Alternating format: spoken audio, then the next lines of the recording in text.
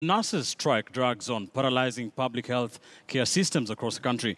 Major hospitals bear the greatest burden. Out of 17 wards at the Coast Provincial General Hospital, for example, only 2 are open, catering for absolute emergencies. And as our medical correspondent, Dr. Mercy Korir, now tells us, the doctors are spreading themselves thin, suffering burnout, but the ultimate price is paid by the patients and their families. Deep in the heart of Bamburi, Mombasa, we met a 29-year-old man fighting for his life. 2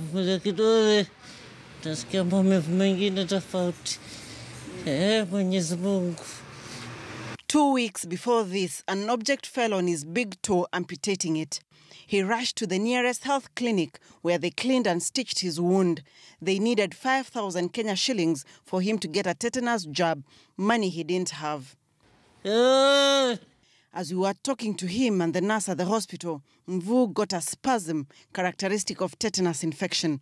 This clinic could only refer him to the Coast General Provincial Hospital despite the nurses and clinical officers' strike. We found a handful of people seeking health services.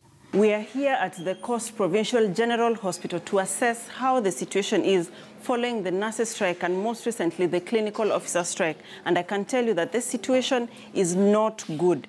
Only a handful of staff is present. The doctors are here to offer only emergency services.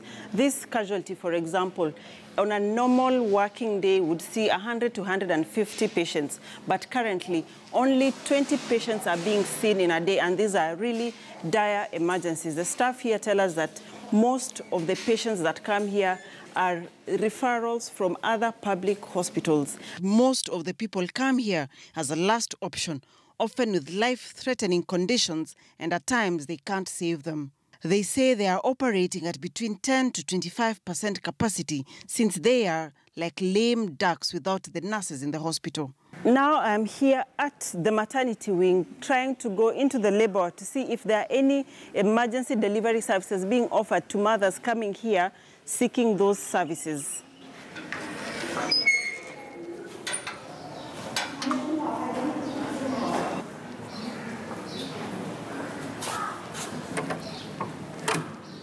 The antenatal ward, where normally mothers would be observed before going to the labor ward, as you can see, is closed.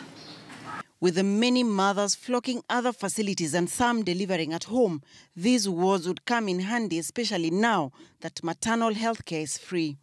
The few mothers we have met here came as a last resort. Some, even after visiting other smaller facilities, are not being able to get any delivery services.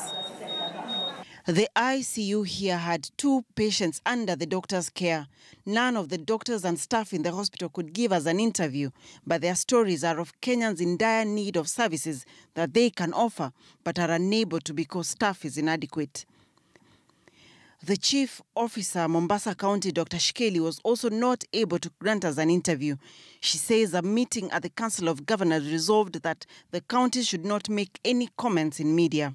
I met up with the Coast Doctors Union Secretary General, Dr. Abidan Mwachi, who lays blame squarely with the government. Actually, I think that the government is not doing anything at all, other than just typewriting a few letters here and then throwing them to the media. This time, just like during our strike, the government has chosen to sit on its hands. If you had an unable leader, they wouldn't let a health worker strike go beyond the second day. Contrary to assumptions, the private hospitals are not raking in profits.